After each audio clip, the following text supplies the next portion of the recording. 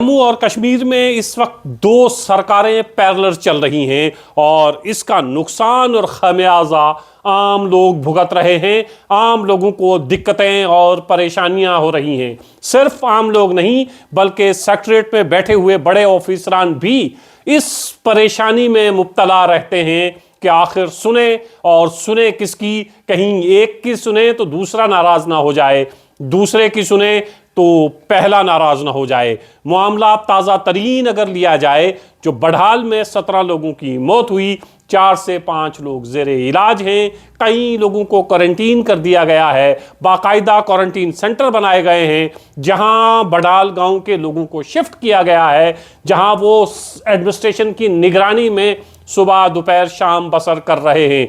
कल आपने एमएलए बुद्दल को सुना था कि वो किस परेशानी के आलम में ये बता रहे थे, ये कह रहे थे कि कोई सुनने वाला नहीं है। किसी दरवाजे पर दस्तक दें, दरवाज़ा नहीं खुलता है, कहीं सुनवाई नहीं होती है।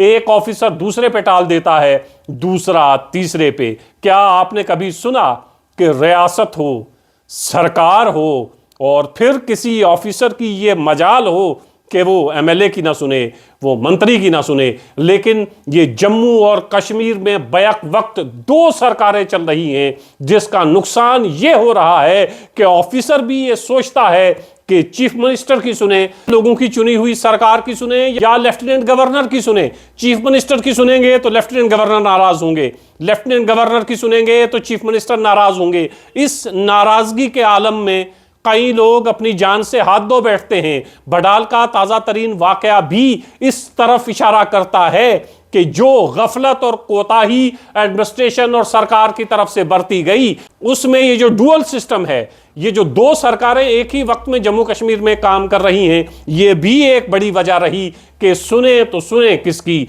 जब एमएलए जो अपने इलाके का सबसे ताकतवर और मजबूत शख्स होता है, जिसको हजारों लोगों ने चुनकर असेंबली में भेजा होता है, जो सरकार का हिस्सा होता है, जो तय करता है अपने इलाके के मसाइल परेशानियों को किस तरह हल किया जाए, अपने इलाके के लोगों को किस तरह सर्व किया जाए। लेकिन कल आपने देखा था कि बड़हाल में बुद्दल से एमएलए किस तरह परेशान थे अपने लोगों के लिए। और ये परेशानी सिर्फ और सिर्फ इस वजह से है कि दो सरकारें जम्मू और कश्मीर में एक ही वक्त में काम कर रही हैं।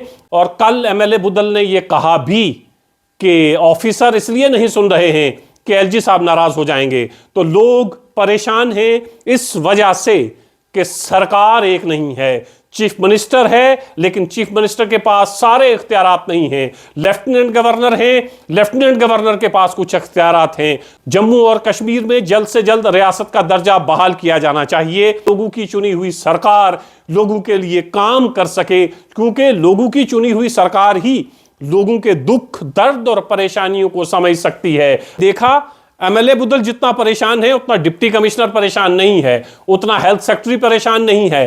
क्यों? क्योंकि ये ब्यूरोक्रेट्स हैं। अपने लोगों का दर्द अपने ही चुने हुए लोग, अपने ही चुने हुए नुमाइंदे जो हैं वो समझते हैं और उनको हल करने की कोशिश अपनी करते रहते हैं। लेकिन जम्मू और कश्मीर में इस वक्त जो कुछ हो रहा है, उससे साफ लगता है कि एडमिनिस्ट्रेशन में बैठे हुए लोग, ब्यूरोक्रेट्स भी ये समझने से कासिर हैं कि आखिर सुने तो सुने किसकी।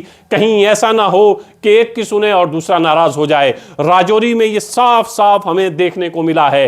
राजौरी में जो गफलत और कोताही बरती गई है, जो वक्त पर एक बड़े अस्पताल में पेशेंट को शिफ्ट नहीं किया जा सका है, उसकी एक वजह यह भी रही है सरकार नहीं है, सरकार बाइख्तियार नहीं है, क्योंकि जम्मू और कश्मीर यूनियन टेरिटरी है, जम्मू और कश्मीर रियासत नहीं है। अगर यही रियासत होती तो फिर बाइख्तियार होते चीफ मिनिस्टर, बाइख्तियार होते एमएलए और अपनी मर्जी से वो जल्द अपने लोगों को किसी ऐसी जगह पहुंचाने में कामयाब हो सकते थे जहां बेहतर से बेहतर इलाज हो सकता था।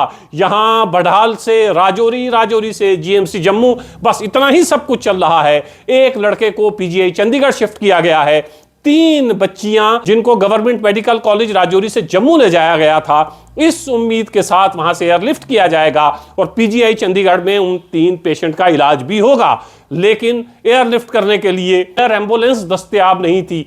तमाम कोशिशें सबने करके देख ली, लेकिन एयर एम्बुलेंस नहीं मिली, जिसकी वजह से वो 3 बच्चियां पीजीआई चंडीगढ़ नहीं पहुंच सकीं और उनका इलाज जम्मू में चल रहा है। खुदा का शुक्र है कि अभी जो इत्तलात आ रही हैं वो ये हैं कि जो ज़ेरे इलाज लोग हैं वो रिस्पॉन्ड कर रहे हैं और वो पहले से बहुत बेहतर की हालत में है। उम्मीद यही है कि इलाज बेहतर होगा, उम्मीद यही है कि ये लोग जल्द सेहतयाब होकर वापस आएंगे। लेकिन उम्मीद और यकीन ये भी कि जम्मू और कश्मीर की सरकार को इतना लाचार नहीं बनाया जा सकता, जम्मू और कश्मीर की सरकार को इतना लाचार नहीं बनाया जाएगा कि वो अपने ही लोगों के काम बर वक्त जिस तरह वो चाहे ना कर सके। तो जम्मू और कश्मीर यूनियन टेरिटरी जिसके 2 मालिक इस वक्त हैं, और जब मालिक 2 हूं तो फिर मुलाजमीन को काम करने में यकीनन दिक्कत आती है, जो दिक्कत जम्मू और कश्मीर में इस वक्त आ रही है। जम्मू और कश्मीर में इस वक्त जो परेशानी है, ख़ास तौर से राजौरी बढ़ाल में जो दिक्कतें और परेशानियां आ रही हैं, उसकी एक बड़ी वजह यह भी है कि जम्मू और कश्मीर रियासत नहीं है, जम्मू और कश्मीर यूनियन टेरिटरी है और यहाँ इख्तियारात बटे हुए हैं और अभी तक इख्तियारात तय भी नहीं हुए हैं कि चीफ मिनिस्टर के इख्तियार में क्या है, लेफ्टिनेंट गवर्नर के इख्तियार में क्या है। अगर ये रियासत हो और अगर ये रियासत जल्द अज जल्द मिल जाए तो इख्तियारात अपने ही चुनी हुई सरकार के पास होंगे, इख्तियारात चीफ मिनिस्टर के पास होंगे और चीफ मिनिस्टर जवाबदेह होगा अपने लोगों के सामने कि परेशानी की घड़ी में चीफ मिनिस्टर या उसकी सरकार लोगों के काम क्यों नहीं कर पाई। इस वक्त अगर एक की बात करते हैं तो वो कहता है कि इख्तियार मेरे पास नहीं है। ये तो लेफ्टिनेंट गवर्नर साहब देखेंगे, लेफ्टिनेंट गवर्नर साहब की तरफ जाते हैं तो वो समझते हैं कि यहां पे सरकार है, सरकार ये काम करेगी। तो सरकार लेफ्टिनेंट गवर्नर की तरफ देख रही है, लेफ्टिनेंट गवर्नर सरकार की तरफ देख रहे हैं। इस बीच में 17 लोग जान से हाथ धो बैठे हैं और कुछ ज़ेरे इलाज हैं। उम्मीद है जल्द रियासत का दर्जा मिलेगा, जल्द एक बाइख्तियार चीफ मिनिस्टर जम्मू कश्मीर में बैठेगा जो जम्मू कश्मीर की लोगों के दुख दर्द परेशानियों को समझने और उसको हल करने की कोशिश करेगा। वो तभी कर सकता है जब बाइख्तियार चीफ मिनिस्टर हो, जब जम्मू और कश्मीर यूनियन टेरिटरी नहीं बल्कि रियासत हो।